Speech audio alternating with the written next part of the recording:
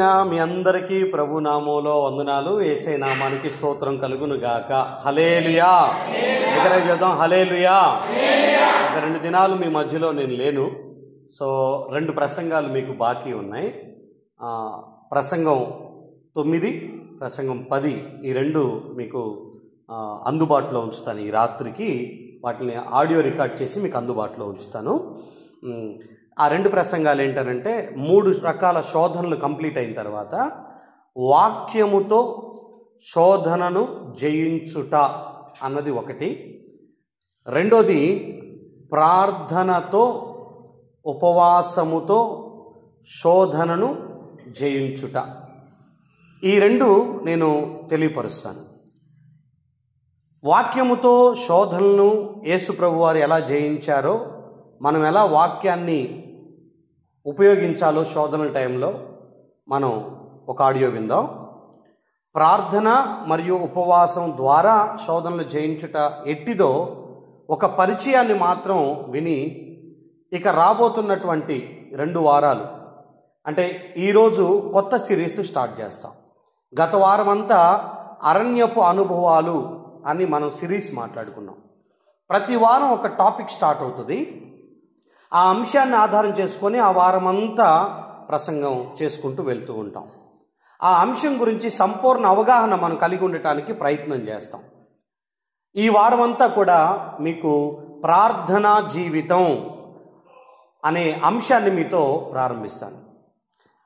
వచ్చే వారం ఉపవాస ప్రార్థన యొక్క ప్రాముఖ్యత, ఉపవాసం ఆచరించుట, ఆ ఆచరించే ఉపవాసం ద్వారా కలిగే మేలులు ఏంటో వచ్చే వారం అంతా మనం మాట్లాడుకుంటాం. ఈ 2 వారాల సబ్జెక్ట్ని మీరు కోల్పోకూడదు. ఇది ఖచ్చితంగా ప్రతి ఆత్మీయుడికి అత్యవసరం. ఈరోజు ఈ వారపు ప్రసంగ అంశం ఏంటంటే ప్రార్థనా జీవితం. ఇది మీరు దృష్టిలో పెట్టుకోనండి.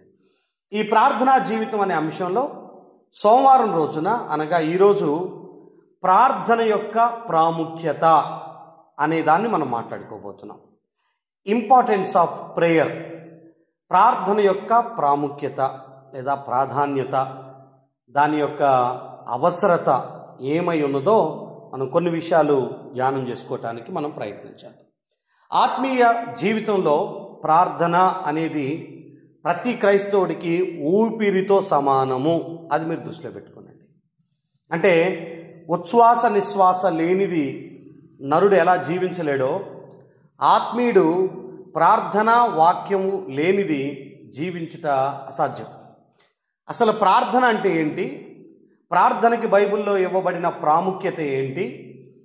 ప్రార్థన యొక్క చేసే పద్ధతి యొక్క శారీరక భంగిమలు ఎలా ఉంటాయి? ప్రార్థన యొక్క ఒక ప్రాసెస్ని లేకపోతే ఒక పద్ధతిని దేవుడు ఎలా నేర్పించారు? ఇవి ఈరోజు మనం డీల్ చేయబోతున్నాం. ప్రార్థన అంటే చాలా రకాల డెఫినేషన్స్ ఉన్నాయి. దాంట్లో ఒక నిర్వచనం మాత్రం అన్నిటికీ సూట్ అయ్యేటటువంటిది. ప్రార్థన అంటే దేవునితో సమయం గడుపుట. ఇది గుర్తుపెట్టుకోనండి. ప్రార్థన అనగా దేవునితో సమయము గడుపుట. రెండోది, ప్రార్థన అంటే దేవునితో సంబంధాన్ని ఏర్పాటు చేసుకొనుట. అంటే ఒక 2 వ్యక్తులు స్నేహాన్ని పెంపొందించుకోవాలి, స్నేహాన్ని బలపరుచుకోవాలి, వాళ్ళ స్నేహం ఎదగాలి అనంటే ఒకరితో ఒకరు సమయం వెచ్చించాల్సినటువంటి అవసరం ఉంటుంది. ఒకరితో ఒకరు మాట్లాడుకోవాలి, ఒకరి అభిరుచులు ఒకరు తెలుసుకోవాలి, ఒకరి గురించి ఒకరికి సంపూర్ణ అవగాహనతో ఉండాలి. లేఖనం ప్రకారంగా చెప్పాలంటే 2 కలిసి నడవాలంటే సమ్మతి ఉండాలి. సమ్మతి లేకుండా 2 కలిసి నడవలేరు. ఆధ్యాత్మిక జీవితంలో మనము దేవునితో సత్సంబంధం కలిగి లేకుండా ఆయన బిడ్డగా ఈ భూమి మీద ఎలా బ్రతకగలుగుతాం? ఆయనతో మనకి సరైన రైట్ రిలేషన్షిప్ లేకుండా ఎలా మనం ఆయన బిడ్డగా ఈ భూమి మీద మనుగడ కొనసాగించగలుగుతాం? ప్రార్థన అంటే దేవునితో మన బంధాన్ని పెంచుకోవటం. ప్రార్థన అంటే ఆధ్యాత్మిక జీవితాన్ని ఎదిగింప చేసుకోవటం. ప్రార్థన అంటే ఆత్మీయ క్రమశిక్షణ అనేది గుర్తుపెట్టుకోవాలి. ప్రార్థనలో చాలా అంశాలు ఉంటాయి. నేను ఈ పదాన్ని మాత్రం కొంచెం హైలైట్ చేస్తాను. స్పెండింగ్ టైం అనేది, అంటే ప్రార్థన అంటే దేవునితో సమయాన్ని గడుపుట అనేది ప్రధానమైన నిర్వచనం. ఇప్పుడు ఆయనతో సమయం గడిపేటప్పుడు అందులో చాలా అంశాలు వస్తాయి. ఒకటి, నా కోసం నేను, నా సమస్యల కోసం నేను విన్నపాలను విన్నవించుకోవటం. ఆయనతో సమయం గడిపేటప్పుడు నా అక్కరలు చెప్పుకుంటాను, నా అవసరతలు చెప్పుకుంటాను, నా కొదువ చెప్పుకుంటాను. సో నేను ఆయనతో సమయం గడిపేటప్పుడు నా విన్నపాలు చెప్పుకుంటాను. ప్రార్థన. సమయం గడపటంలో కొన్నిసార్లు ఇతరుల గురించి విజ్ఞాపన చేయగలుగుతాను. నా తల్లికి బాగోలేదు, నా తండ్రికి బాగోలేదు, నా అక్కకు బాగలేదు, నా తమ్ముడికి బాగలేదు, నా స్నేహితుడికి బాగలేదు, నా సేవకుడికి బాగలేదు. విజ్ఞాపన చేస్తూ ఉంటాం. ప్రార్థనలో ఇవన్నీ మాట్లాడతాం, అన్నీ ముచ్చటిస్తాం. అల్టిమేట్గా ఆయనతో టైం గడుపుతూ ఉంటాం. ఆయనతో సమయం గడిపేది అది విన్నపాలు చెప్పుకోవటానికా, ఇతరుల గురించి విజ్ఞాపన చేయటానికా, మనం చేసిన తప్పిదం గురించి పశ్చాత్తాపడటానికా, ప్రభు చేసిన మేలులను బట్టి కృతజ్ఞత చెప్పటానికా, లేకపోతే మనకున్నటువంటి అనారోగ్య సమస్యల నుంచి, ఆర్థిక ఇబ్బందుల నుంచి మనం విడుదల పొందాలని విడుదల నిమిత్తమై దేవుని వేడుకోవటానికా, లేకపోతే కష్టంలో, నష్టంలో, ఇరుకులో, ఇబ్బందుల్లో, శ్రమలలో దేవుని సహాయాన్ని కోరుకోవటానికా, ఆలోచన రాని సమయాల్లో దేవుని దగ్గర నుంచి సరైన ఆలోచన అడగటం కోసమా, ఆయన గైడెన్స్ మనకి కావాలనేటటువంటి ఉద్దేశంతో మనం ప్రార్థన చేస్తున్నామా? చాలా రకాల అంశాలు ప్రార్థనలో ప్రస్తావిస్తాం. ఇది ప్రార్థన అంటానికి వీలు లేదు. ఆయనతో గడిపే సమయాన్ని ప్రార్థన అంటారు. ఆయనతో గడుపుతున్నప్పుడు నువ్వు చేసిన తప్పు గురించి పశ్చాత్తాపడదాం అనుకుంటుంటే ఆ టైంని, పశ్చాత్తాపడుతున్న టైంని ప్రార్థన అంటారు. ఆయనతో సమయం గడిపేదాన్ని ప్రార్థన అంటారు. చాలామందికి కృతజ్ఞత చెప్పటానికి దేవుడి దగ్గర టైం తీసుకోవాలని చాలామందికి తెలియదు. ప్రార్థనలో ఒక భాగం ఏంటో తెలుసా? గ్రాటిట్యూడ్, కృతజ్ఞత చెప్పటం. ఎలా నేను చెప్తాను వినండి. ప్రార్థించటానికి, లేకపోతే కష్టాలు చెప్పుకోవటానికి గంట ఉపయోగించే మనం ఆ కష్టాలు తీర్చిన దేవుడికి కనీసం 5 నిమిషాలు థ్యాంక్స్ చెప్పడానికి మన దగ్గర టైం లేదు. అసలు ఆ ఆలోచన కూడా మనకు రాదు. మీరు దావీదును చూసి నేర్చుకోవాలి. 103వ కీర్తన, 104వ కీర్తన, ఇదంతా ఒకటే కీర్తన. కానీ మన సౌలభ్యం నిమిత్తమై 2 కీర్తనలుగా డివైడ్ చేశారు. కానీ ఈ కీర్తన మొత్తం కూడా ఆయన దేవుడు చేసిన మేలులను మరిచిపోక ప్రతి దాని విషయమై కృతజ్ఞత చెప్పుకుంటూ వెళ్ళిపోయేటటువంటి కీర్తన. ఈ కీర్తనలో ఆయన అంటాడు, నా ప్రాణమా యెహోవాను సన్నిధించుము, నా అంతరంగంలో ఉన్న సమస్తమైన పరిశుద్ధ నామాన్ని సన్నిధించుము, నా ప్రాణమా యెహోవాను సన్నిధించుము. ఆయన చేసిన ఉపకారాలలో ఒక్కటి కూడా మర్చిపోవటానికి వీల్లేదు. ఇప్పుడు ఈ ప్రార్థన అనే మార్గం, ఈ ఆయుధం, ఈ పద్ధతిని దేవుడు మనకి ఒక వరంలాగా ఇచ్చాడు అనుకోనండి. అబ్బా తండ్రి అని దేవుడితో ముచ్చటించుకోవటానికి, నరుడు దేవుడితో కమ్యూనికేట్ అయ్యేటటువంటి ఒక సరైన చక్కటి మార్గం ప్రభు ఏర్పాటు చేశాడు. దాన్ని ప్రార్థన అని అంటాం. మనం కృతజ్ఞత చెప్పడానికి టైం తీసుకోనండి, థ్యాంక్స్ చెప్పడానికి టైం తీసుకోనండి. డేలో ఒకరోజు, వారంలో ఒకరోజు, లేదా మీరు ప్రార్థన చేసేటప్పుడు మీ ప్రార్థనలో ఒక టైము 10 నిమిషాలు మీరు ప్రార్థన చేస్తే ఒక 2-3 నిమిషాలు థ్యాంక్స్ చెప్పడానికి వినియోగించండి. ఈ దినాన్ని ఇచ్చినందుకు వందనాలు, ఈ దినంలో నాకు ఆయుష్ ఇచ్చినందుకు వందనాలు, ఆరోగ్యం ఇచ్చినందుకు వందనాలు, రక్షణ కలుగజేసినందుకు నీకు వందనాలు, నన్ను, నా కుటుంబాన్ని పోషిస్తున్నందుకు వందనాలు, నాకున్నటువంటి ఇరుకు ఇబ్బందులలో నువ్వు చేస్తున్న సహాయాన్ని బట్టి వందనాలు, ప్రభు నీకు ఏం మేలు చేశాడో వాటన్నిటిని తలపోసుకుంటూ దేవుడి దగ్గర థ్యాంక్స్ చెప్పడానికి టైం తీసుకోనండి. ఆ టైంనే బైబిల్ పరిభాషలో ప్రార్థన అంటారు. ప్రార్థన అంటే మోకరించి నా కష్టాలన్నీ చెప్పుకుంటే అది మాత్రమే ప్రార్థన అంటానికి వీల్లేదు. దేవుణ్ణి గొప్ప చేయటానికి నువ్వు టైం తీసుకునేదాన్ని కూడా అది ప్రార్థన కింద, లేకపోతే ఆయనతో సమయం గడపటంతో సమానం కాబట్టి.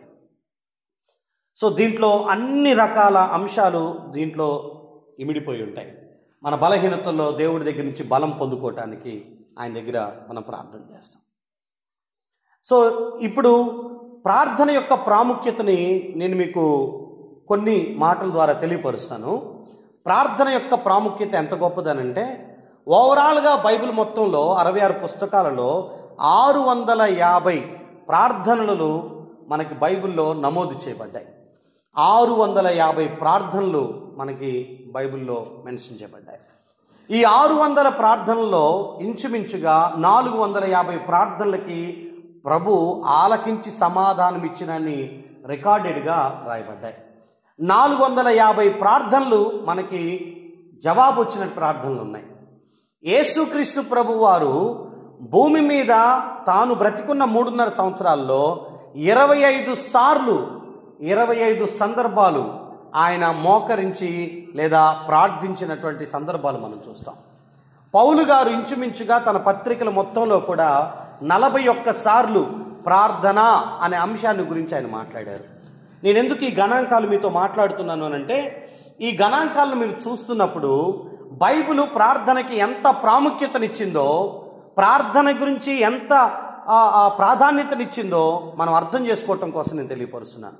650 సార్లు లేదా 450 ప్రార్థనలకి సమాధానం, 25 సార్లు యేసు ప్రభు వారే ప్రార్థించినటువంటి దాఖలాలు, 41 సార్లు పౌలు గారు తన పత్రికలలో ప్రార్థన అన్న అంశాన్ని గురించి ప్రస్తావించినటువంటి సందర్భాలు, ఇవన్నీ మనం గమనిస్తున్నప్పుడు దీన్ని అంత ఈజీగా వదిలిపెట్టే టాపిక్ కాదు అని మీరు అర్థం చేసుకోవాలి. ఈ టాపిక్ని ఖచ్చితంగా మనం నేర్చుకోవాల్సిందే, తెలుసుకోవాల్సిందే. ప్రార్థన అన్న అంశం మీకు తెలియాలి. ప్రార్థన అన్న అంశం తెలియాలి.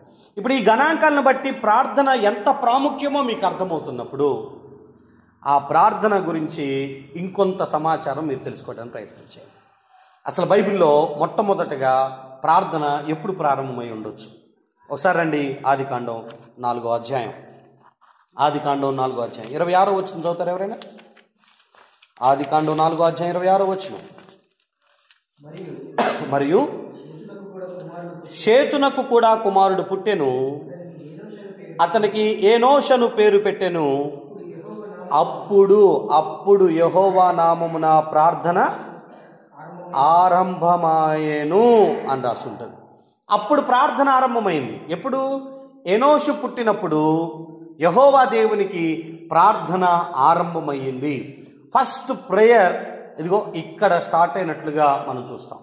అంటే ప్రార్థన అన్న పదం ఆరంభమయ్యింది అని 4:26లో మనకి కనిపిస్తూ ఉంటుంది.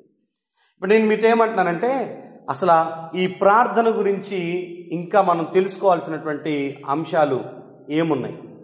ప్రార్థన అంటే ఏంటి? ప్రార్థన ప్రాముఖ్యత ఇంకా బైబిల్లో ఏమన్నా రాయబడ్డాయా?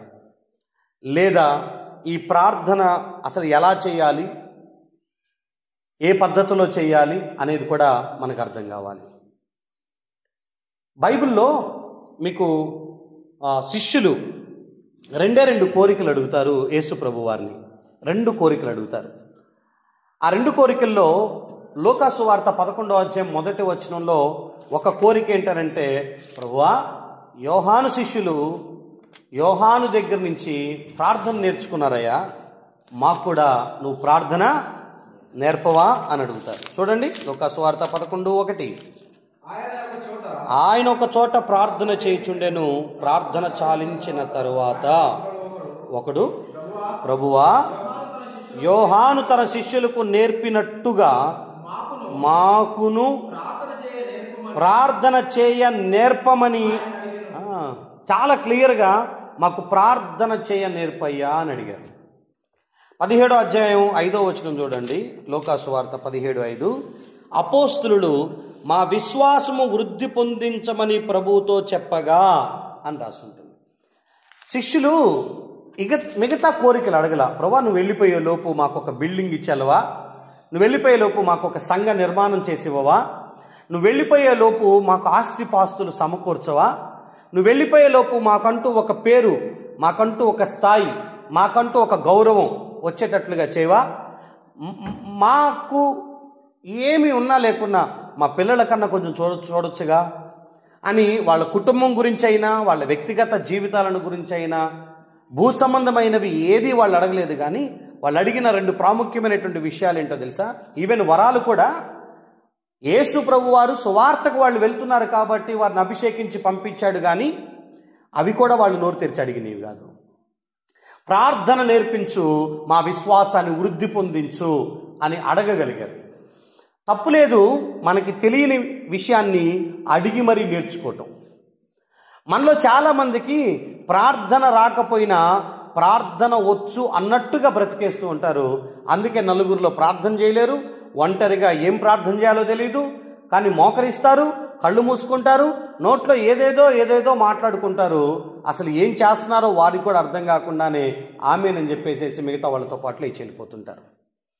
ప్రార్థన యొక్క రుచి, ప్రార్థన గురించిన సంపూర్ణ అవగాహన మనలో చాలామందికి లేక దాని గురించి మనకి అనాసక్తి ఏర్పడింది. ప్రార్థన యొక్క రుచి మీకు అర్థమైతే, ప్రార్థనలో ఉండే ఆత్మతృప్తి మీకు అర్థమైతే ప్రార్థించకుండా ఉండలేరు మీరు. తప్పులేదు, మీరు అడగొచ్చు. నేను ప్రభుని సొంత రక్షకుడిగా అంగీకరించేటటువంటి ఆ తొలి దినాలు ఒక యూత్ మీటింగ్కి తీసుకొని వెళ్ళారు. ఫస్ట్ టైం నేను యూత్ మీటింగ్కి వెళ్ళాను, వాక్యం విన్నాను, వచ్చేసాను. ఆ రాత్రి ఒక వీధిలో ఒక సినిమా చూపించారు, ఫిల్మ్ మినిస్ట్రీ చేస్తూ వస్తున్న వాళ్ళు. దాంతో కొంచెం పరలోక నరకాల గురించినటువంటి ప్రస్తావన వచ్చింది, సువార్త వినిపించబడింది. మరుసటి రోజు రాత్రి ఆన్లైన్ ప్రార్థన తీసుకొని వెళ్ళారు. నాకు తొలి దినాలు కదా, నాకేం తెలీదు. ప్రార్థనంతా అయిపోయిన తర్వాత విజ్ఞాపన చేయడానికి గ్రూపులుగా చేతులు పట్టుకొని మోకరించి ప్రార్థన చేయటం ప్రారంభించారు. నాకు తెలీదు ఎలా ప్రార్థన చేయాలో. నరేష్ అన్నని ఆయన మమ్మల్ని తీసుకుని వెళ్ళాడు. అలాగే మోకరించాం. ఈలోపు ఆ సంఘంలో ఉన్న సంఘ పెద్ద, ఆయన పేరు మరియన్న, ఆయన వచ్చి నా పక్కనే కూర్చున్నాడు. కొత్తగా వచ్చాం కాబట్టి పక్కన కూర్చున్నాడు. మరి నరేష్ అని చెప్పాడా, ఆయనే గుర్తించి వచ్చాడా తెలియదు, కానీ పక్కనకు వచ్చి కూర్చున్నాడు. ఆయన అంటారు, తమ్ముడా ప్రార్థన చేయి తమ్ముడా అని. నాకు ప్రార్థన రాదన్నా, నాకు ఫస్ట్ టైం నేను రావటం అని అంటే, ప్రార్థన రాకపోతే నేను నేర్పిస్తాను, నాతో పాటు చెప్పు అని అన్నాడు. మీరు నమ్మండి, చిన్నపిల్లవాడికి ఓనమాలు అంటే ఆలు దిద్దిచ్చినట్టుగా ఆయన నోటితో చెప్తూ ఉంటే నన్ను అలాగే చెప్పమన్నాడు. ఇలా చెప్పాడు, యేసయ్యా అని ప్రార్థించి, యేసయ్యా నీకు వందనాలు, ప్రభువా ఈ సంఘాన్ని దీవించు, ఈ అన్నను దీవించు అని ఆయన నోటి చేత కొన్ని పదాలు చెప్పించాడు. అలా చెబుతూ ప్రార్థనని నేను అలవాటు చేసుకుని ఆయన నేర్పిస్తూ వచ్చాడు. అది చిన్నతనంగా నేనేం ఫీల్ అవ్వలేదు. నాకు తెలియని విషయాన్ని వాళ్ళు చెప్పారు, నేను నేర్చుకున్నాను. ఇంటికి వెళ్ళిన తర్వాత, ఇది ఎవరికి తెలియని విషయం ఏంటంటే, ఇంటికి వెళ్ళిన తర్వాత కూడా ఆయన ఏం పదాలు చెప్పాడు ఆయన్ని గుర్తుపెట్టుకుంటూ నా నోటితో అనటం అలవాటు చేసుకుంటున్నా. ఈసారి మళ్ళీ చర్చికి వెళ్తే ఇలాగే చెయ్యాలి కదా, ఇలాగే మాట్లాడాలి కదా, ఆ పదాలు ఏంటో కొత్తగా ఉన్నాయి, నా నోటికి రావాలి కదా అని అనుకుంటూ ఉండేవాడిని. ఆ తర్వాత ప్రార్థన నేర్చుకోవటం కోసం నరేష్ అన్నలతో నేను మాట్లాడినప్పుడు, రాజ్ కుమారు, నరేష్ అన్న అనే ఇద్దరు, తమ్ముడు మా రూమ్కి రా, ఆడ ప్రార్థన చేద్దాం. ఎపఫ్రా అని ఒక దైవజనుడు హైదరాబాద్ నుంచి ప్రాంతానికి రాబోతున్నాడు, ఆ సభ కోసం ప్రార్థన చేస్తున్నాం, నువ్వు కూడా వస్తే రూమ్లో కూర్చొని మనం ప్రార్థన చేద్దామని. మీరు నమ్మండి, ఫస్ట్ టైం నేను ప్రార్థన చేయటం కోసం, వాళ్ళు ఎలా చేస్తారో చూసి నేర్చుకోవటం కోసం ఆ గదిలోనికి వెళ్ళాను. ఆ గదిలోకి వెళ్తే ఇంచుమించు 10 ఆ టైం కల్లా వెళ్ళిపోయాను. ఆడ ఒక వాక్మెన్ ఉంటే పాటలు వింటూ కూర్చున్నా. నరేష్ అన్న వచ్చారు, రాజ్ కుమార్ అన్న వచ్చారు, తలుపులు వేసేసారు. తమ్ముడా సాయంత్రం దాకా బయటికి వెళ్ళేది లేదన్నారు. 11ంటికి వచ్చి తలుపులు గడేసి సాయంత్రం 4 దాకా బయటికి వెళ్ళేది లేదని అంటే ఇన్ని గంటలు ఏం చేస్తారు వీళ్ళు, నాకు అర్థం కాక అంతే కూర్చున్నా. మీరు నమ్మండి, ఫస్ట్ టైం ఒకే అంశం గురించి ఒక మీటింగ్ సక్సెస్ఫుల్గా దేవుని సహాయంతో జరగాలని వాళ్ళు చేస్తున్నటువంటి ప్రార్థన, ఒక్కొక్కళ్ళు వాళ్ళకి ఇవ్వబడిన అంశాలన్నింటినీ గురించి చేస్తున్న ప్రార్థన. ముగ్గురే ఉన్నాం గదిలో. ఆ ప్రార్థన సాయంత్రం 4 గంటల దాకా కంటిన్యూస్గా జరుగుతూ వచ్చింది. వాళ్ళు చేసినవన్నీ విని విని విని విని విని విని నాకు తెలిసినంతగా నేను కూడా 2 మాటలు చెప్పి దేవుడి దగ్గర ఆమేనని అలా స్టార్ట్ చేశాను. తర్వాత కాలంలో షారోన్ నుంచి కొంత ప్రార్థన నేర్చుకున్నాను. తన ఆ ప్రార్థన స్థితి, తను ఎలా మాట్లాడుతుందో, తను ఎలా ప్రార్థన చేస్తుందో అలాంటివి కొన్ని నేను నేర్చుకుంటూ వచ్చాను. అలా నా ఆధ్యాత్మిక జీవితంలో ప్రార్థన అలవాటు చేసుకున్నా. తప్పులేదు, మనకు తెలియని విషయం గురించి ప్రభువుని శిష్యులే అడగగలిగారు, మనం అడగలేకపోతున్నాం. సిగ్గు బిడియం అడ్డొస్తుంది. తప్పే ఉంది పక్కన వాళ్ళని అడిగితే, నాకు కొంచెం ప్రార్థన నేర్పించవా అని అడిగితే. ఎవరైతే మీలో ప్రార్థన నేర్చుకోవాలనుకుంటున్నాను అన్న కోరిక మీ గుండెల్లో కలిగిద్దో దాని అర్థం ఏంటో తెలుసా? మీరు ప్రార్థనలో ఎదగాలి, లేదా భక్తిలో ఎదగాలి, దేవునితో సరైన సంబంధం పెట్టుకోవాలని ఇండైరెక్ట్గా వాళ్ళని అడుగుతున్నట్టే. మీలో ఇంతవరకు ఆ అనుభవం లేకపోతే నిస్సిగ్గుగా మీకు బాగా ప్రార్థన తెలిసినటువంటి వాళ్ళ దగ్గరికి వెళ్ళి నాకు ప్రార్థన నేర్పించవా అని అడగటం తప్పులేదు. ప్రభువు దగ్గర అలా ప్రార్థించడం కూడా తప్పులేదు. కానీ నేర్చుకోనండి, ప్రార్థన మనకి ఎంతైనా అత్యవసరమైనటువంటి విషయం. ఇప్పుడు నేను మీకు కొన్ని విషయాలు మాట్లాడతాను. ప్రార్థన అంటే ఎలాంటి భంగిమలో చేయాలి? కొంతమంది మోకరిస్తేనే ప్రార్థన అంటారు, కొంతమంది మోకరించకపోయినా అది ప్రార్థనే అంటారు. అసలు ఏది నిజంగా ప్రార్థన యొక్క భంగిమ ఏంటి, బైబిల్ దేన్ని మాట్లాడుతుంది అన్న సంగతులు మనం కొన్ని విషయాలు నేర్చుకోవడానికి ప్రయత్నం చేద్దాం. రండి, 2 సమూయేలు గ్రంథం 7వ అధ్యాయం 18వ వచనం. సమూయేలు 2 సమూయేలు గ్రంథం 7వ అధ్యాయం 18వ వచనం. ఎవరైనా చదువుతారా? 2 సమూయేలు 7:18. దావీదు రాజు లోపల ప్రవేశించి యెహోవా సన్నిధిని కూర్చుండి ఇలాగు మనవి చేసెను. ఈయనేం చేస్తున్నాడు? యెహోవా సన్నిధిలో కూర్చుండి మనవి చేసెను అని రాసి ఉంటుంది. ఈయన కూర్చుండి చేసిన ప్రార్థన ఇది. యెహోవా సన్నిధిలో కూర్చొని ప్రార్థన చేశాడు. మనం కూర్చొని ప్రార్థన చేస్తే అదొక అపచారంలాగా, పాపంలాగా మనం గమనిస్తాం. అంటే ప్రార్థన అంటే కూర్చొని చేయాలి అని ఒక నియమం పెట్టుకున్నాం మనం. మా తొలి దినాల్లో, మా భక్తి ప్రారంభమైన దినాల్లో మాకు మా పైన ఉన్నటువంటి పెద్దవాళ్ళు ఇలాగే నేర్పించారు. నువ్వు ప్రార్థనా పరుడు అని తెలియాలంటే నీ మోకాళ్ళు నల్లగవ్వాలే అని.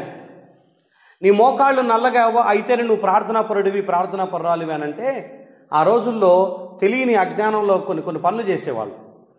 కొన్ని రాళ్ళు కింద పోసుకొని ఆ రాళ్ల మీద మోకరించి ప్రార్థన చేస్తాం. అప్పట్లో కొంతమంది సేవకులు అలాగే చెప్పారు, మేము కూడా అలాగే ప్రయత్నం చేసాం. ఇసుకలో మోకరించడానికి, రాళ్ళు పోసుకొని మోకరించడానికి, కొండల్లోకి వెళ్ళిపోయి కొండల దగ్గర మోకరించి ప్రార్థన చేయడానికి, మోకాళ్ళు ఎలాగైనా నల్లగవ్వాలి, మోకరించి ప్రార్థన చేయాలి. క్రైస్తవుడికి మోకాళ్ళు నల్లగవ్వాలి, ఎందుకంటే రెగ్యులర్గా అక్కడ ప్రెజర్ పడుతూ ఉందంటే ఆటోమేటిక్గా స్కిన్ బ్లాక్ అయిపోతుందని. ప్రార్థనా పరుడుగా మనం కనపడాలని అదొక ప్రయత్నం. కానీ ఈ లేఖనాలు చదువుతున్నప్పుడు వీటిని ఏమనాలి? కూర్చుండి ప్రార్థన చేశాడు అంటే భంగిమ మోకరిస్తేనే దేవుడు ఆలకిస్తాడు అనేటటువంటిది కొంచెం పక్కన పెడదాం. కూర్చొని ప్రార్థన చేశాడు దావీదు లాంటి మహారాజు. కొంతమందికి మోకాళ్ళలో సత్తు లేకపోయి ఉండొచ్చు, ఆరోగ్యం సహకరించలేకపోయి ఉండొచ్చు, వాళ్ళు ప్రెగ్నెంట్ అయి ఉండొచ్చు, వాళ్ళు బెడ్ రిడెన్ అయి ఉండొచ్చు, మంచం మీద నుంచి లేవలేని పరిస్థితులు అయి ఉండొచ్చు. వాళ్ళు కూర్చొని ప్రార్థన చేసిన ప్రభు దాన్ని అంగీకరించాడు, ఆలకించాడు. రెండో విషయాన్ని నేను మీతో మాట్లాడతాను. మార్కు సువార్త 11వ అధ్యాయం 25వ వచనం. మార్కు సువార్త 11:25. ఇక్కడేం రాసి ఉంటుందనంటే, ఇదిగో, మీకు ఒకని మీద విరోధం ఏమైనా కలిగి ఉన్న ఎడల మీరు నిలవబడి ప్రార్థన చేయనప్పుడెల్లను వారిని క్షమించండి. ఒకటేమో కూర్చొని ప్రార్థన చేశారు, ఇంకొకళ్ళేమో నిలవబడి ప్రార్థన చేశారు. మరి దీన్ని ఏమంటారు? నిలబడి ప్రార్థన చేయొచ్చా అనంటే, వాక్యం ఆధారం నిలబడి ప్రార్థన చేశారు, మీరు నిలవబడి ప్రార్థన చేయనప్పుడల్లా అని రాస్తుంది.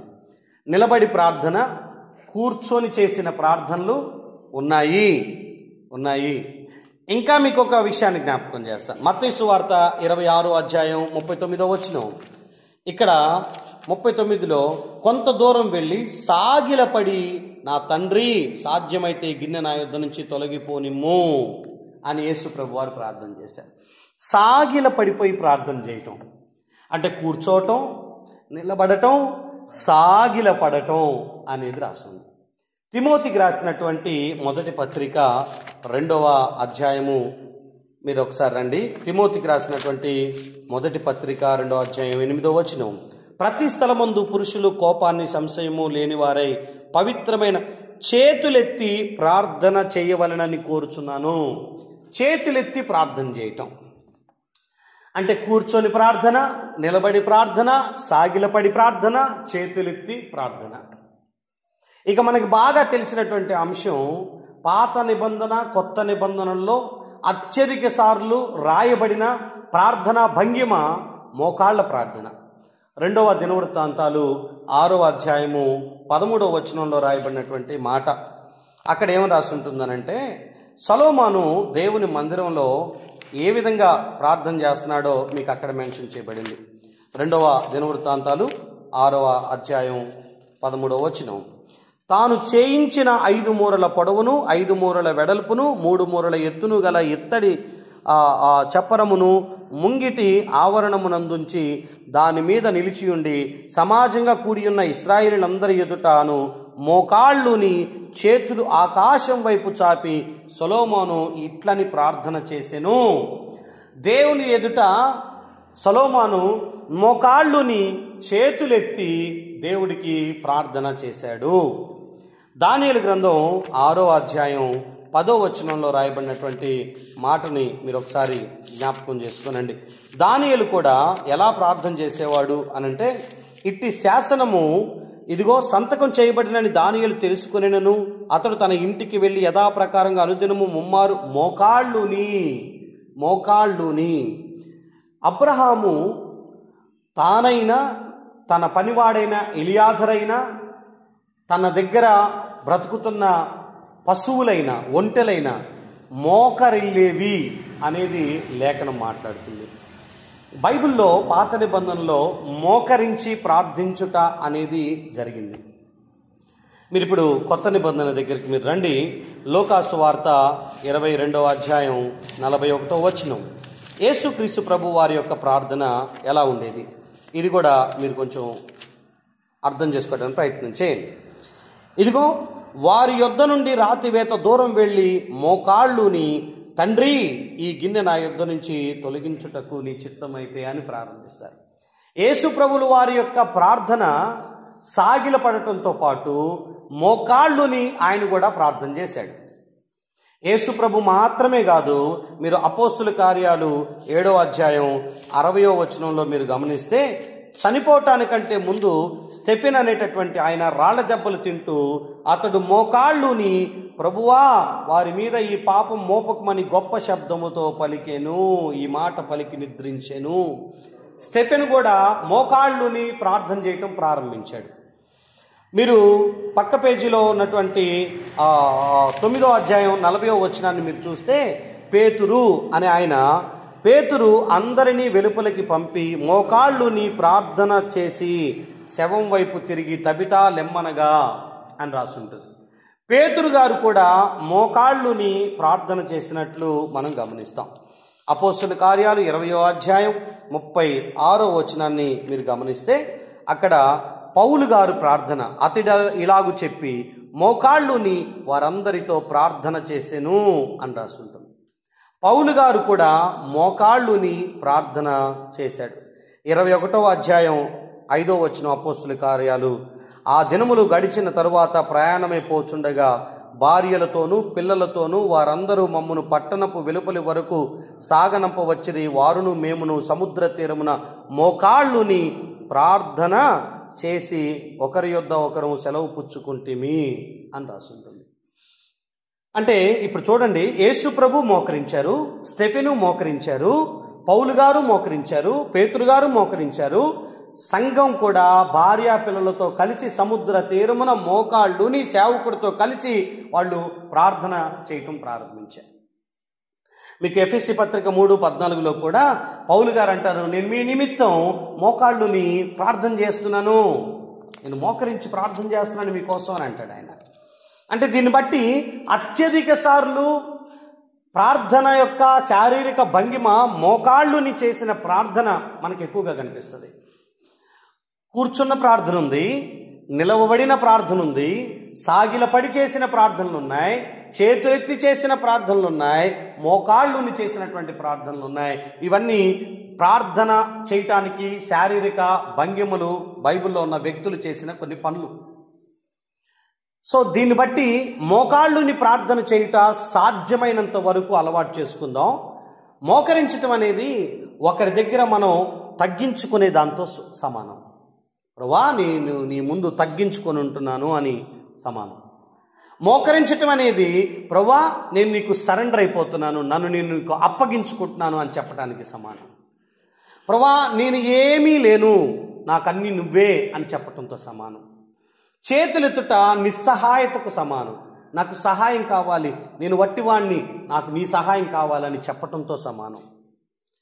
మోకరించుట అనేది ఆధ్యాత్మికంగా ప్రభువుపై సంపూర్ణంగా ఆధారపడుతున్నాము అని చెప్పటానికి ఒక సింబాలిక్. అది నువ్వే నా దిక్కు, నువ్వే నా ఆధారం, నీ మీదే ఆధారపడుతున్నా, నువ్వే నా జీవితానికని మనల్ని మనం అప్పగించుకునే పద్ధతిని మోకాళ్ళుని చేసే ప్రార్థనకు దాన్ని సాదృశ్యంగా తీసుకుంటాం. సరే రండి, ఇంకా కొంచెం ముందుకు నేను మిమ్మల్ని తీసుకుని వెళ్తాను. అసలు ప్రార్థన ఎలా చేయాలి, ఇప్పటి వరకు మనం ఎలా ప్రార్థన చేస్తున్నామో నేను మిమ్మల్ని అడగదలుచుకోవట్లేదు. యేసయ్యా మీకు వందనాలు, చాలా కడుపు నొప్పి ఉంది, తగ్గించు, మా అమ్మాయికి మంచి జీవితం ఇవ్వు, మా అబ్బాయికి మంచి జీవితం ఇవ్వు, మా కోడల్ని మా అల్లుడిని దీవించు, మా అప్పులన్నీ తీర్చేసేయి, ఇదిగో మా ఇంటి ముందు నన్ను తిడుతున్నాడు, వారి సంగతి నువ్వు చూసుకో, యేసు నామములో అడుగుతున్నావు తండ్రి అంటారా? అట్లనే ఆమెను అంటున్నారుగా మీరు కూడా, అట్లాగే అంటారా? చూసుకో అంటారా? అనకూడదు కదా. కొన్నిసార్లు మన ప్రార్థనలో ఏ మాటలు మాట్లాడతామో తెలియదు. నేనే గనక భక్తురాలనైతే, నేనే గనక భక్తుడినైతే నన్ను కొట్టిన మా ఆయన కాళ్ళు నువ్వు చూసుకుందువుగా కంటే అట్ట అయ్యా ప్రార్థనలు చేయటం నువ్వు భక్తిపరురాలివేలే, కానీ దేవుడు చెప్పిన ప్రార్థన పద్ధతి అది కాదు. మీకు ఈరోజు ఆయన చెప్పిన ఒక 5 స్టేజెస్ ఆఫ్ ప్రేయర్ నేను మీతో మాట్లాడతాను. 5 స్టెప్స్తో కూడినటువంటి ప్రార్థన మీరు అర్థం చేసుకోవటానికి ప్రయత్నం చేయండి. సమయం ఎక్కువైపోతుంది, నేను క్లోజింగ్లోకి వెళ్తాను. మత్తయి సువార్త 6వ అధ్యాయం 6వ వచనం నుంచి ఒక చిన్న ఇంట్రొడక్షను నేను మీకు స్టార్ట్ చేస్తాను. 6:6 ఏం రాస్తుందంటే, నువ్వు ప్రార్థన చేయనప్పుడు నీ గదిలోనికి వెళ్ళాలి, తలుపు వేసి రహస్యమందున నీ తండ్రికి ప్రార్థన చేయాలి, అప్పుడు రహస్యమందు చూచి నీ తండ్రి నీకు ప్రతిఫలం ఇస్తాడు. మరియు మీరు ప్రార్థన చేయనప్పుడు అన్యజనుల వలె వ్యర్థమైన మాటలు వచించవద్దు, విస్తరించి మాట్లాడటం వలన తమ మనవి వినబడనని వారు తలంచుచున్నారు. మీరు వారి వలె ఉండొద్దు. ఇప్పుడు ఇక్కడ వరకు మీరు వినండి. 2 విషయాలు మీతో చెప్తాను ఇక్కడ. ఒకటి, మీరు ప్రార్థన చేస్తే రహస్యంగా చేయాలి. ప్రేయర్ అనేది చాలా పర్సనల్, వ్యక్తిగతం. ప్రార్థనా జీవితం వ్యక్తిగతమైనటువంటి అంశం. నా పర్సనల్ విషయం అది. నేను నా స్నేహితుడితో ఏం మాట్లాడానో 10 మందికి నేను చెప్పుకోను. మేమిద్దరం కలిసాము, ఛాయ్ తాగాము, మస్తు ముచ్చట్లు మాట్లాడుకున్నాము, మేము ఈ విషయం గురించి మాట్లాడామని మా ఇద్దరి మధ్యలో ఉన్నటువంటి బంధాన్ని 3వ వ్యక్తికి నేను పబ్లిసిటీ చేసుకోను. లేదా నా భార్యతో కూర్చొని నేను మాట్లాడేటటువంటి ప్రతి మాట తీసుకెళ్లి పబ్లిక్లో చెప్పుకోను. నా పిల్లలకి నేను చెప్పుకునే కొన్ని జాగ్రత్తలు 10 మంది దగ్గరికి వెళ్ళిపోయి నా బిడ్డతో నేను ఇలా మాట్లాడుకున్నానని చెప్పి చెప్పుకోను. కొన్ని పర్సనల్స్ ఉంటాయి. అది నాకు, నా కుటుంబానికి, నాకు, నా బంధాలకి, నాకు, నా స్నేహాలకి మధ్య ఉన్నటువంటి విషయం. ఏది సీక్రెట్గా మెయింటైన్ చేయాలో, ఏది పబ్లిక్గా బయట పెట్టాలో క్రైస్తవలో ఉన్నటువంటి సేవకులకి అర్థం కావట్లేదు. ప్రార్థన అనేది చాలా పర్సనల్ విషయం, దాన్ని పబ్లిసిటీ చేయడానికి వీలు లేదు. నేను ఈ మధ్య చాలామంది ఇలాంటి పదాలు వాడుతున్నారు. నేను 2 గంటలు ప్రార్థన చేస్తా. అరే ఎవరికి కావాలా నువ్వు 2 గంటలు ప్రార్థన చేస్తే, ఎందుకు చెప్పుకుంటున్నావు? ఇప్పుడు అయ్యగారు లోపలికి పోతున్నారు, ఇగో ప్రార్థన చేసి ఫలానా రోజు బయటకు వస్తారని కెమెరాలు పెడుతున్నారు, అనౌన్సులు చేస్తున్నారు. మళ్ళీ అక్కడి నుంచి ఏదో సాధించిన వ్యక్తులు బయటకు వచ్చినట్టుగా వాళ్ళని ఫోకస్ చేస్తున్నారు. నాకు బాధ అనిపించేది ఏంటంటే, నువ్వు అసలు ఉపవాసం ఎందుకు చేస్తున్నావు? నువ్వు ప్రార్థన ఎందుకు చేస్తున్నావు? బైబిల్ ఏం చెప్తుంది? మీరు చేస్తున్న పని ఏంటి? మీ లైఫ్లో ఎప్పుడు మీ ప్రేయర్ లైఫ్ని ఇంకొకరితో షేర్ చేసుకోవద్దు. ఈవెన్ నేను చెప్తున్నాను, నీ ఇంట్లో ఉన్న వాళ్ళు కూడా నీ వ్యక్తిగతంగా నువ్వు ఎప్పుడు లేచి ప్రార్థన చేసుకుంటావో, ఎప్పుడు ప్రభుతో గడుపుతావో కూడా ఇంకొకరికి తెలియకుండానే నిన్ను నువ్వు జాగ్రత్త పరుచుకుంటూ నువ్వు ప్రార్థనా జీవితాన్ని కొనసాగించుకోవాల్సిన అవసరం ఉంది. పబ్లిసిటీ చేయాల్సిన విషయం కాదు ఇది. అసలు చూడండి ఆ మాట, నువ్వు గదిలోనికి వెళ్ళి తలుపులు వేసుకొని రహస్యమందు చూచుచున్నా నీ తండ్రికి రహస్యముగా నువ్వు ప్రార్థన చేయాలి. అప్పుడు రహస్యంగా చూస్తున్న దేవుడు నీకు రహస్యంగానే అసలు ఇంత క్లియర్గా రాసున్నా కూడా మనం ప్రార్థన చేసేటప్పుడు ఇంకొకరికి చెప్తాం, 10 మందికి పబ్లిసిటీ చేస్తాం. అవసరం అనుకుంటే బోర్డు వెనకాల పెట్టుకుంటాం, 50 రోజుల ఉపవాస ప్రార్థన చేయడానికి వెళ్తున్నటువంటి పాస్టర్ గారని. నేను ఎవరిని విమర్శించడానికి ఇక్కడ లేదు, కానీ చేస్తున్న పని మాత్రం తప్పది. నీ ప్రేయర్ లైఫ్ ఎవరికి తెలియటానికి వీలు లేదు. యేసునామంలో ఎవరికైనా తెలిసిందా ఖచ్చితంగా సాతానగాడు నీ ప్రార్థనా జీవితాన్ని అడ్డుకుంటాడు. ఇప్పుడు నువ్వు చేసేటటువంటి పని ఒకవేళ దుర్గాలను పడగొట్టగలిగేవనుకో, నువ్వు చేసే పని నీ ఆధ్యాత్మిక యుద్ధంలో నీకు అదొక వ్యూహంలాగా పనిచేస్తుంది అనుకో, నీ శత్రువుకి నీ వ్యూహాలన్నీ తెలిసేటట్టు చేసుకుంటే నువ్వు ఇంకేడ గెలుస్తావు? గెలుస్తారండి. వాడు ఎవరినైనా వాడు కూడా, నీ భార్యని వాడు కూడా ప్రార్థనకని మోకరించే టయానికి గిన్నెలు పడేయటానికి, నీ భర్తను వాడు కూడా ప్రార్థన అని చెప్పగానే లేచి ఛాయ్ పెట్టు అని అడగటానికి, నీ ప్రార్థన గురించి పబ్లిసిటీ చేసుకుంటా ఉండంటే ఎట్లా? మీరు సీక్రెట్గానే మీ ప్రేయర్ లైఫ్ని మెయింటైన్ చేయుదురు గాక. హల్లెలూయా. సో తర్వాత మీ ప్రార్థనలో విస్తారమైన మాటలు ఉండకూడదు. అంటే అసలు అర్థవంతమైనటువంటి ప్రార్థన ఉండాలమ్మా, అది గుర్తుపెట్టుకునండి.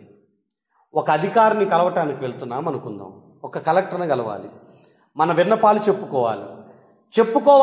కలిసేది చాలా పెద్ద వ్యక్తిని అనుకున్నప్పుడు అమ్మో ఆ కంగారులో కొన్ని చెప్తాం, కొన్ని చెప్పమేమో, అవసరం లేని విషయాలు మాట్లాడాల్సి వచ్చిద్దేమో అని అనుకొని ముందుగానే పేపర్లో అన్నిటినీ రాసుకొని ఆ అర్జీని పట్టుకొని చెప్పేది మనమే, కానీ పేపర్లో ముందుగా ప్రిపేర్ అయ్యి వెళ్తాం. ఇది ఖచ్చితంగా చెప్పాలి, ఇది ఖచ్చితంగా మాట్లాడాలి, ఈ విషయాన్ని ఆయనకి వ్యక్తపరచాలని అన్నీ రాసుకొని ఒక అధికారి ముందుకు వెళ్ళిపోయి ఇలా పెట్టి అప్పుడు మనం చెప్తాం. అలా చెప్తున్న వాటిల్లో అవసరం లేని విషయాలు రాకుండా జాగ్రత్త పడతాం, అధికారి సమయం వ్యర్థం కాకూడదని. పెద్దవాళ్ళ దగ్గరికి వెళ్ళేటప్పుడు కొంచెం నోరు అదుపులో పెట్టుకొని ముఖ్యమైన విషయాలే మాట్లాడాలని. మీరు దేవుడి దగ్గరికి వెళ్తున్నారు, మీరు ఏం చేయాలని ప్రార్థన చేస్తున్నారు, మీ ఆబ్జెక్ట్ ఏంటో మీరు రాసుకోకపోతే ఎట్లా? మీరు గుర్తుపెట్టుకోకపోతే ఎట్లా?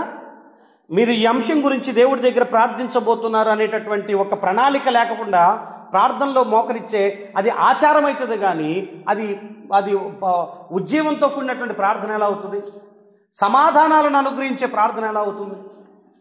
సో మీరు ప్లీజ్ మీరు ప్రార్థన చేసేటప్పుడు మీరు దేనికోసం చేయబోతున్నారో వాటన్నిటిని ప్రిపేర్ చేసుకొని ప్రభు సన్నిధిని సమీపించండి.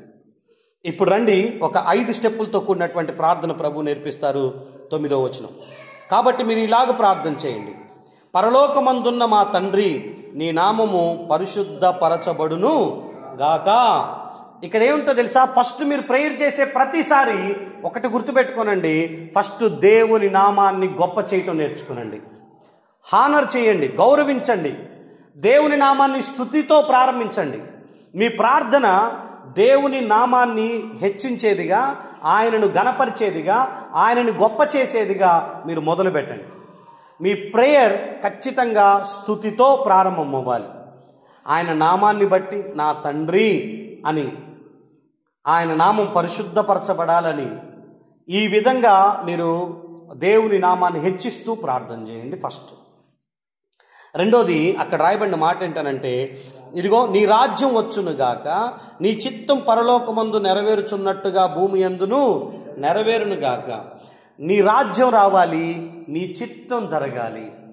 రెండోది ప్రభువుని స్తుతించిన తర్వాత రెండోది మీరు చేయాల్సిన పని, భూ సంబంధమైన దీవెనలు అడగటానికంటే ముందు పైనున్న వాటిని వెదికేటటువంటి అంశాలు మీ ప్రార్థనలో మొదటగా జోడించబడాలి. కొలస్సీ పత్రిక 3వ అధ్యాయము కొలస్సీ పత్రిక 3వ అధ్యాయము 2వ వచనంలో రాయబడినటువంటి మాటని మీరు ఒకసారి గమనిస్తే చాలా క్లియర్గా అక్కడ రాయబడినటువంటి పదం ఏంటో తెలుసా? పైనున్న వాటి మీదనే గాని భూ సంబంధమైన వాటి మీద మనస్సు పెట్టుకొనకుడి, ఏలయనగా మీరు మృతి పొందితిరి, మీ జీవం క్రీస్తుతో కూడా దేవుని యందు దాచబడి ఉన్నది. మీరు పైనున్న వాటి మీదే మనసు పెట్టుకొని వాటిని అడగాలి.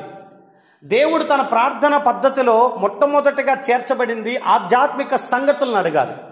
ప్రభువా, నా పరిశుద్ధత విషయం నేను నిన్ను అడుగుతున్నాను, నాకున్నటువంటి ఆ రక్షణను కాపాడబడటం కోసం నేను అడుగుతున్నాను, నా విశ్వాసం సన్నగిల్లుతుంది, అది పెంపొందించండి, నా ప్రార్థనా జీవితం తగ్గిపోతుంది, దాని విషయంలో సహాయం చేయండి, వాక్యం చదువుతున్నాను అర్థం కావట్లేదు, పరిశుద్ధాత్మ దేవా ఆ విషయంలో మీ సహాయం నాకు కావాలి. మీకు 119వ కీర్తనలో ఈ వారం అంతా కొన్ని విషయాలు మీతో మాట్లాడతాను, బట్ ఈ పదం మీకు ఒకసారి గుర్తు చేయాలనిపిస్తుంది. 119వ కీర్తన దగ్గరికి మీరు రండి. ఆయన అంటారు 37వ వచనంలో, వ్యర్థమైన వాటిని చూడకుండా నా కనులు త్రిప్పివేయుము, నీ మార్గంలో నడుచుకొనుటకు నన్ను బ్రతికించుము. ఇక్కడేమో పరిశుద్ధత, వ్యర్థమైనవి నేను చూడకుండా ఉండాలి ప్రభువా. ఇది భూ సంబంధంగా ఆశీర్వాదాలు కాదు, తన జీవితానికి మలినం అంటకుండా ఉండటం కోసం దేవునికి ఇష్టమైన బ్రతుకు, దైవ చిత్తం ఏదైతుందో అది బ్రతకటం కోసం. ఏంటి దేవుని చిత్తం? నేను పరిశుద్ధుడై ఉన్న ప్రకారం మీరును పరిశుద్ధులై ఉండుట. ఎక్కడ రాస్తుంది? మొదటి తెస్సలోనికి రాసినటువంటి పత్రిక దగ్గరికి మీరు వస్తే 4వ అధ్యాయంలో చాలా క్లియర్గా రాయబడినటువంటి మాట, మీ ఘటములను పవిత్రంగా కాపాడుకొనుటయే దేవుని చిత్తం అన్న సంగతిని మీరు మర్చిపోకూడదు. 5వ వచనం చూడండి, 4:4 దగ్గర చదవండి. మీలో ప్రతివాడు దేవుని 3వ వచనం చదుమా, మీరు పరిశుద్ధులగుటయే అనగా మీరు జారత్వమునకు దూరంగా ఉండుటయే దేవుని చిత్తము. 5వ వచనం చూడండి, లేదా మీలో ప్రతివాడు దేవుని ఎరుగని అన్యజనుల వలె కామాభిలాష యందు కాక పరిశుద్ధత యందు ఘనత యందు తన ఘటమును ఎట్లు కాపాడుకొనవలెనో అది ఎరిగి ఉండటయే. చాలా క్లియర్. పరిశుద్ధత విషయంలో ఆయన ప్రార్థన చేశాడు. 119వ కీర్తన మీరు 19వ వచనం దగ్గర నుంచి మీరు చూడండి, 18వ వచనం చదువుతారా? నేను నీ ధర్మశాస్త్రం నందు ఆశ్చర్యమైన సంగతులను చూచునట్టు నా కనులు. ప్రభు, వాక్యం చదువుతున్నప్పుడు ఆశ్చర్యమైన సంగతులు, మర్మాలు, నువ్వు రాసిన ఉద్దేశం నాకు అర్థం అవ్వాలి ప్రభు అనేది ఆయన ప్రార్థనలో ఒక భాగం. పైనున్న వాటిని ఫస్ట్ మనం వెతకటం నేర్చుకోవాలి. నీ చిత్తం అక్కడ నా పట్ల ఏమైతే నువ్వు అనుకున్నావో అది భూమిపై నా ఎడల అది జరగాలి. నీ రాజ్యం రావాలి. ఈ భూమిపై ఈ సంఘం నీ రాజ్యాన్ని చూపించగలగాలి. ప్రభువా, మేము సహోదరుల్ని ప్రేమించగలగాలి, ఐక్యతగా మేము బ్రతకగలగాలి, సమాధానంతో మేము అందరితో ఉండాలి. ఇవి మొదటగా మీ ప్రార్థనలో ఇమిడి ఉండాలి. సో నేను ముందుకు వెళ్తున్నాను, సమయం ఎక్కువైపోతుంది. మూడోది, ఆయన ఏమని ప్రార్థన చేస్తారు, ఏమని నేర్పిస్తారు? ఇదిగో మా అనుదిన ఆహారం నేడు మీరు మాకు దయచేయము. మత్తయి సువార్త దగ్గరికి వచ్చేయాలి మీరు. ఈ 5 స్టెప్పులు చెప్పి నా వాక్యాన్ని ముగించేస్తాను. మా అనుదిన ఆహారం మీరు మాకు దయచేయాలి. మనకి డైలీ నీడ్స్ ఏమన్నాయో ఆధ్యాత్మిక సంగతులు అడిగిన తర్వాత ఇక భూ సంబంధమైన అక్కరలను అడగటం స్టార్ట్ చేయాలి. అనుదిన ఆహారంతో సహా డైలీ బ్రెడ్ని మనం అడుగుతున్నాము అని అంటే దాని అర్థం ఇంకా మన జీవితానికి, మన జీవనానికి కావాల్సిన ప్రతి అక్కరను ప్రభు దగ్గర మనం స్వేచ్ఛగా అడగొచ్చు. ఆయన మనకు తండ్రి కనుక మన ఆరోగ్యం గురించి అడగొచ్చు, మన ఆర్థిక స్థితిగతులను గురించి అడగొచ్చు, మన కుటుంబ వ్యవహారాలను గురించి అడగవచ్చు, మన పిల్లల భవిష్యత్తును గురించి అడగవచ్చు, మనకున్న ఆర్థిక లేదా పోషణ విషయమై, ఆహారం విషయమై మనం అడగవచ్చు, మనకున్న ప్రతి పరిస్థితులను మార్చమని దేవుణ్ణి అడగవచ్చు, వస్తున్న నిందలు అవమానాలు దూరం అవ్వాలని అడగవచ్చు, శ్రమలు పోవాలని అడగవచ్చు, విడుదల కావాలని నేనేమంటానంటే నీకు కావాల్సినటువంటి నీడ్ ఏదైతే ఉందో దాన్ని ప్రభు దగ్గర 3వ స్టెప్లో అడగటం నేర్చుకునండి. ఇక 4వ దానికి వస్తే ఆయన అంటారు, మా రుణస్తుల్ని మేము క్షమించి ఉన్న ప్రకారం మా రుణాలని. ఇప్పుడు క్షమాపణ దగ్గరికి రండి. దేవుడి దగ్గర క్షమాపణను మీరు అడగాలి, ఇంకొకరిని క్షమించాలి. మిమ్మల్ని మీరు దేవుడి దగ్గర క్షమాపణ కోరుతున్నారంటే దాని అర్థం మీరు ఇతరుల్ని క్షమిస్తే అప్పుడు మీ పాపాలు క్షమించబడతాయి. ఆల్రెడీ మనం ప్రసంగంలో మాట్లాడుకున్నాం, క్షమించబడింది క్షమించుట కొరకే అన్న లేఖనాన్ని మనం 3వ ప్రసంగంగా మాట్లాడుకున్నాం. సో మీరు దాన్ని వినకపోతే దాన్ని ఒకసారి మీరు వినటానికి ప్రయత్నం చేయండి. చాలా విషయాలు దాంట్లో ప్రస్తావించాం.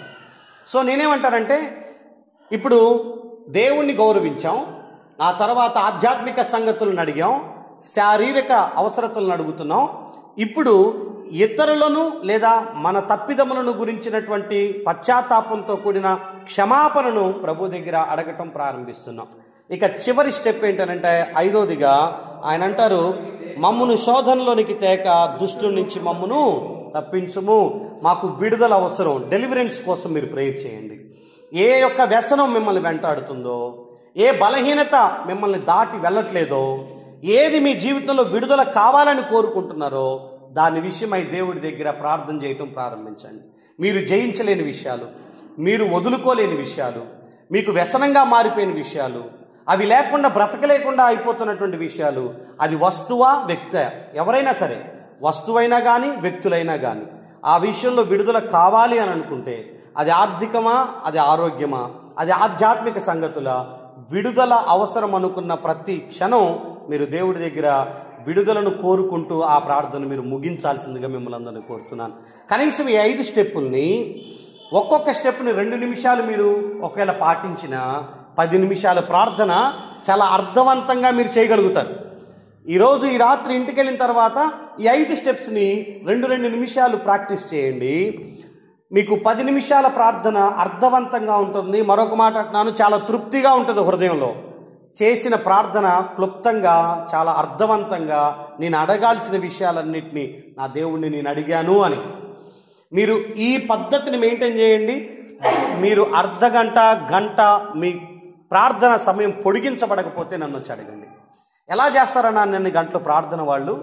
ఎలా గడుపుతారు ప్రభువుతో అంతసేపు? వాళ్ళు గదిలోనికి వెళ్ళి తలుపేసుకుంటే అన్ని గంటలు వాళ్ళు బయటకు రాకుండా ఎలా చేయగలుగుతారనంటే, వాళ్ళ దగ్గర ఆబ్జెక్ట్ ఉంది, లేదా ఒక పద్ధతి ఉంది. ప్రార్థనని ఇలా చెయ్యాలని ఒక ప్రాసెస్ ఉంది. మన దగ్గర లేక తెలియక ఇంతకాలం మోకరించటం, కష్టాలు చెప్పుకోవటం, యేసునామములో అడుగుతున్నాం తండ్రి ఆమేనని చెప్పటమే ప్రార్థన అనుకున్నాం. కాబట్టి మన ప్రార్థనా జీవితం అక్కడితో ఆగిపోయింది. ఓ యేసునామంలో ఈరోజు మన ప్రార్థనా జీవితంలో ప్రార్థన యొక్క ప్రాముఖ్యతను, ఆ ప్రార్థన పద్ధతిని మనం నేర్చుకున్న పద్ధతిగా మనం ముందుకు వెళ్తూ ఆధ్యాత్మికంగా ఎదుగుదుము గాక. మోకరించండి, కళ్ళు మూసుకోనండి, ప్రార్థన చేసుకుని మనం ముగించుకుందాం.